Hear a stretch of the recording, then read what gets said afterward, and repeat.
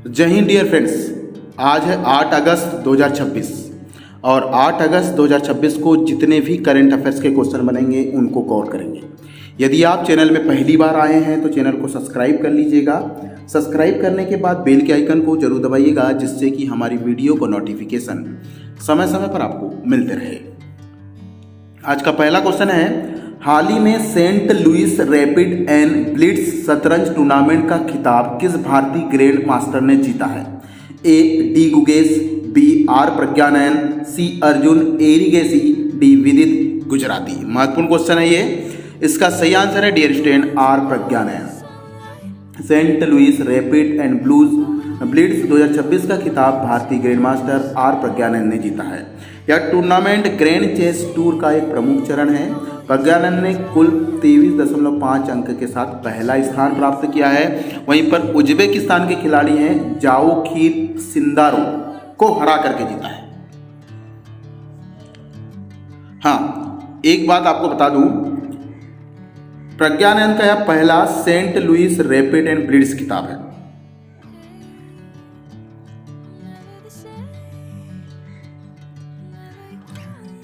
Tournament के बाद प्रज्ञानयन ने सेंट लुइस में आयोजित 6 फील्ड कप में भी अपना भाग लिया है।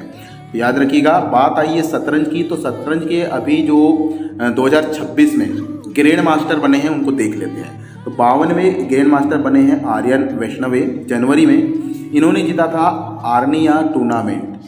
ठीक। 93वें ग्रैंड मास्टर है आरव देंगला, जनवरी में इसने बोस्निया टूर्नामेंट जीते थे। 94वें ग्रैंड मास्टर है मयंक चक्रवर्ती, इन्होंने स्वीडन टूर्नामेंट जीतकर असम के पहले ग्रैंड मास्टर बने हैं। ठीक है।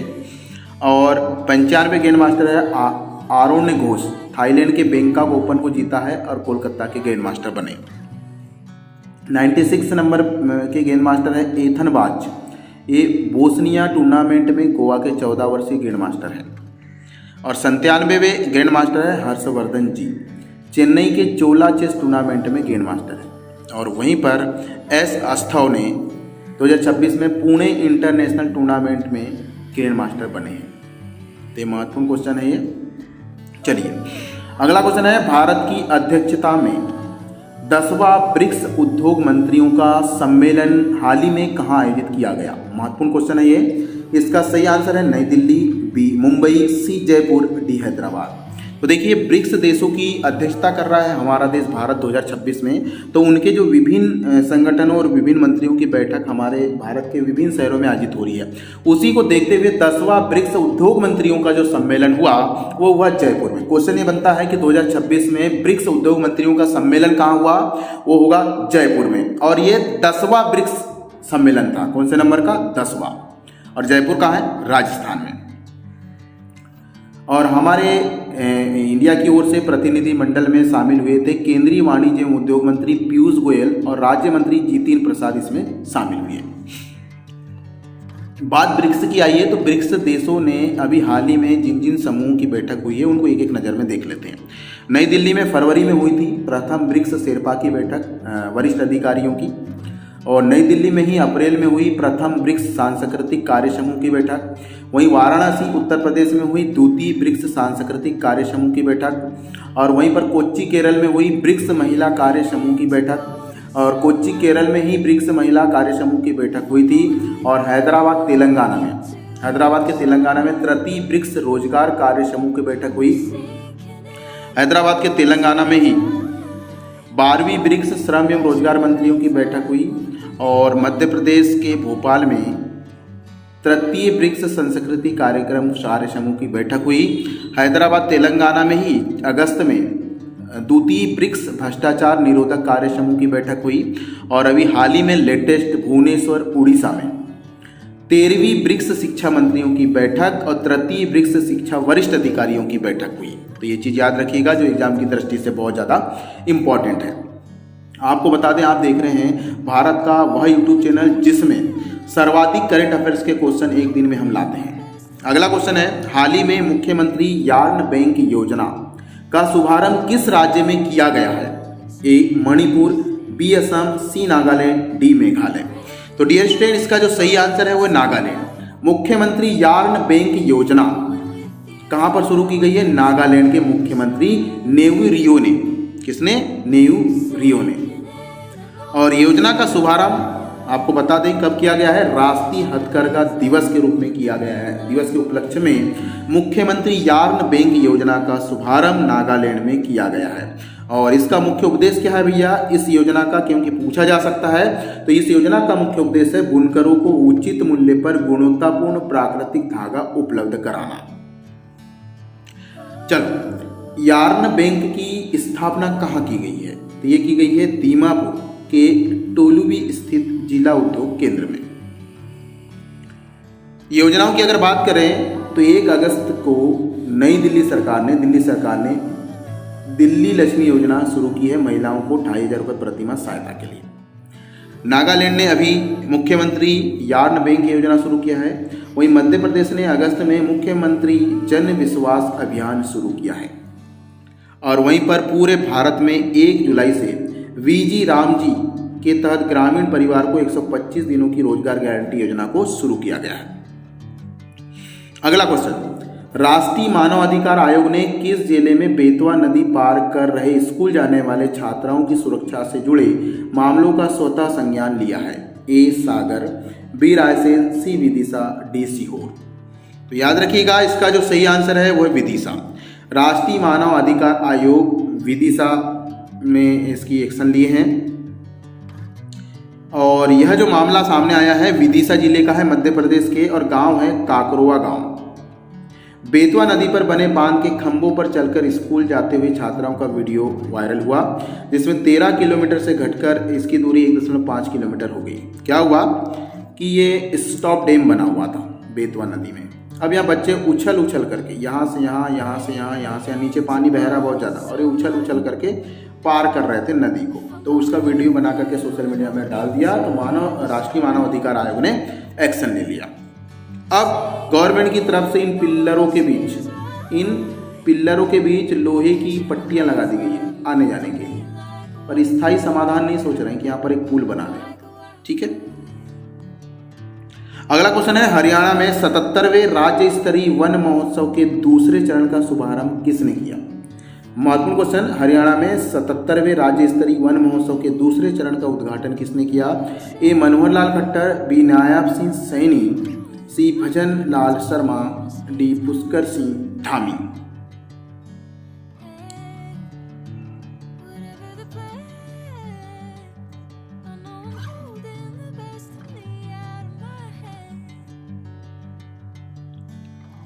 इसका सही उत्तर है हरियाणा के मुख्यमंत्री नायब सिंह सैनी ने मानेसर में 77वें राज्य स्तरीय वन महोत्सव का शुभारंभ किया दूसरे चरण का।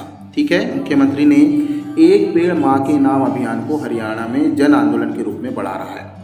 देखो क्या हो रहा है कि हरियाणा में एक पंचवटी नाम से पौधारोपण किया जा रहा है, क्योंकि प्राकृतिक ऑक्सीजन को बढ़ाने के उद्देश्य से। अगर बात वन महोत्सव की आई है तो अभी हाल ही में महाराष्ट्र सरकार ने 300 करोड़ पेड़ लगाने का लक्ष्य रखा है 2031 तक, और वहीं पर उत्तर प्रदेश सरकार ने 12 जुलाई को 35 करोड़ प्लस पेड़ लगाए हैं। गुजरात के अहमदाबाद में 1 घंटे में 3.61 लाख पौधे लगाकर गिनीज वर्ल्ड रिकॉर्ड बनाया है।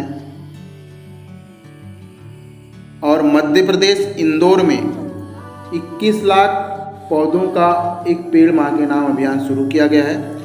हरियाणा में 77वां वन महोत्सव मनाया गया, और दिल्ली में जुलाई में ही 70 लाख पौधारोपण का अभियान शुरू हुआ है। बिहार में 5 जून को जेपी गंगा पथ पर 1 लाख पौधारोपण अभियान शुरू किया गया था। उत्तराखंड में जुलाई में हरेला महोत्सव के तहत व्यापक पौधारोपण किए गए। राजस्थान में भी 7 जुलाई को 77वां वन महोत्सव जोधपुर में मनाया गया, और झारखंड में 2026-27 में नदी तट पर वन भूमि वृक्षारोपण योजना संचालित है। तो इनका नाम और राज्य का नाम जरूर याद रखें कि किस राज्य में कौन सी योजना चालू है। महत्वपूर्ण है ये, और ये संबंधित है पर्यावरण और वृक्ष से, तो और भी ज़्यादा इंपॉर्टेंट ये क्वेश्चन हो जाता है। अगला क्वेश्चन है, भारत सिंगापुर विदेश कार्यालय परामर्श का 19वां दौर कहाँ आयोजित किया गया? ए सिंगापुर, बी मुंबई, सी नई दिल्ली, डी चेन्नई। तो भारत सिंगापुर विदेश कार्यालय का जो परामर्श का 19वां दौरा कहाँ आयोजित किया गया था? संयुक्त नई दिल्ली। भारत सिंगापुर विदेश मंत्रालय परामर्श का 29वां जिला नई दिल्ली में आयोजित हुआ। बैठक की अध्यक्षता भारत की ओर से रुद्रेंद्र टंडन और सिंगापुर की ओर से ल्यूमेक होंग ने की। बात सिंगापुर की आई है तो सबसे पहले मैप में देखिए सिंगापुर ये, ठीक है। और यहाँ के प्रधानमंत्री हैं लॉरेंस वो। मुद्रा है यहाँ की सिंगार डॉलर। सिंगार दक्षिण पूर्व एशिया में स्थित द्वीपी देश है और इसके पड़ोसी देश की बात करें तो पहली अगर बात करें सिंगापुर की तो सिंगापुर की कोई भी सीमा नहीं छूती है देश को, लेकिन करीब में देश की अगर बात करें तो मलेशिया इसके उत्तर में है। आप देख सकते हैं कि इसके उत्तर में ये सभी क्या है, मलेशिया है, और इसके दक्षिण में इंडोनेशिया है। अगला क्वेश्चन है, हाल ही में नई दिल्ली में आयोजित भारत चीन सीमा मामलों पर परामर्श और समन्वय के कार्य तंत्र की कौन सी बैठक बुलाई गई थी? ये बुलाई गई थी 36वीं भारत और सीमा सुरक्षा बल को लेकर के समन्वय कार्य तंत्र की 36वीं बैठक नई दिल्ली में बुलाई गई। अगला क्वेश्चन है, 13वीं ब्रिक्स शिक्षा मंत्रियों की बैठक जिसमें लचीली, नवाचारी और टिकाऊ शिक्षा प्रणालियों पर बल दिया गया, कहाँ आयोजित की गई? ए नई दिल्ली, बी मुंबई, सी भुवनेश्वर, डी हैदराबाद। तो डियर स्टूडेंट इसका सही आंसर है भुवनेश्वर। 13वीं ब्रिक्स शिक्षा मंत्रियों की बैठक का आयोजन भुवनेश्वर में हुआ। बैठक को केंद्रीय शिक्षा मंत्री प्रहलाद जोशी ने संबोधित किया।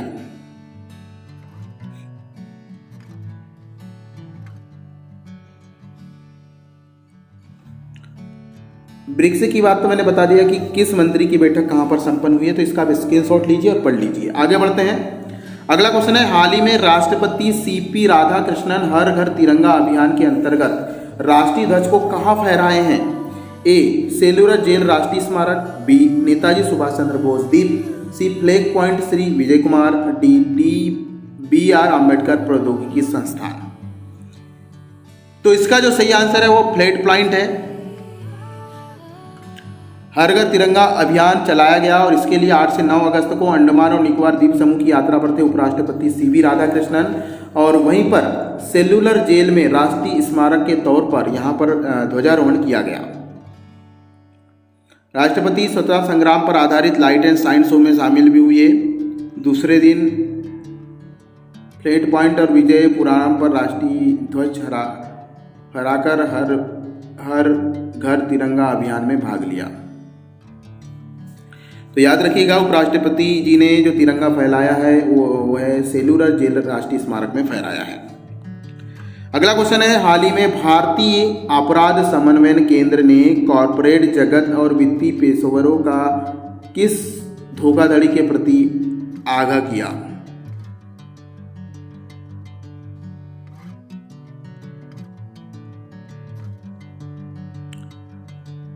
तो भारतीय साइबर अपराध समन्वय केंद्र कहाँ पर स्थापित किया जा रहा है भैया?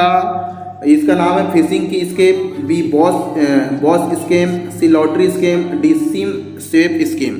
तो डियर स्टूडेंट इसका नाम है बॉस स्केम। भारतीय साइबर अपराध समन्वय केंद्र ने कॉर्पोरेट जगत और वित्तीय पेशेवरों को बॉस स्कैम से सतर्क करने की चेतावनी दी। राष्ट्रीय साइबर अपराध रिपोर्ट पोर्टल पर बॉस स्कैम से संबंधित शिकायतों और मामलों के समय में तेजी से वृद्धि हो रही है। बॉस स्कैम है क्या? तो बॉस स्कैम क्या होता है? व्हाट्सएप में एसएमएस के माध्यम से, ईमेल के माध्यम से जीआईपी फाइल अपलोड की जाती है, जिसे भेज के इसे तत्काल खोलने का दबाव डाला जाता है। अगर आपने तत्काल खोल लिया तो आप निपट जाएंगे, आपका मोबाइल हैंग हो जाएगा। चलिए, क्या होता है, कोई भी व्हाट्सएप के माध्यम से लिंक भेजता है, उसमें आप क्लिक ना करें अनजान लोगों की लिंक पर। और मोबाइल हैक होने के बाद अगर कोई अनजान लिंक रह रही है, फेक लिंक रह रही है, तो सबसे पहले आप उस व्यक्ति को कॉल करें इस लिंक में क्या है, फिर उसके बाद खोल सकते हैं। और स्पैम कॉल है या फिर बाहर का कॉल है, स्कैम कॉल है, तो उसको हटाओ। अगला क्वेश्चन है, भारत अगले वर्ष पहले ग्लोबल साउथ फिल्म महोत्सव की मेजबानी करेगा। इसकी घोषणा कहाँ की गई?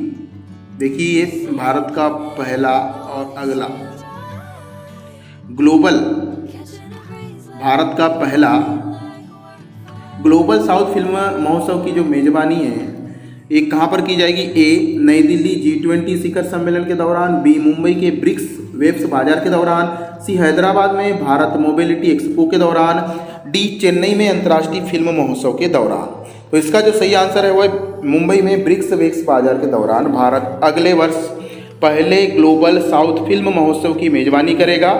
इसकी घोषणा मुंबई में आयोजित ब्रिक्स वेब बाजार के दौरान की गई और राष्ट्रीय फिल्म विकास निगम और भारतीय राष्ट्रीय फिल्म अभिलेखागार ने कई अंतर्राष्ट्रीय संस्थाओं के साथ समझौता किया है।